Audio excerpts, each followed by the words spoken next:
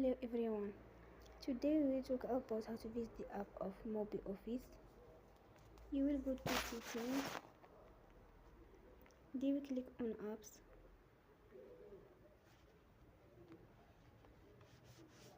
After that you will search the app MobiOffice and you will click.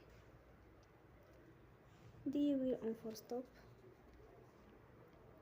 After that you will go to storage.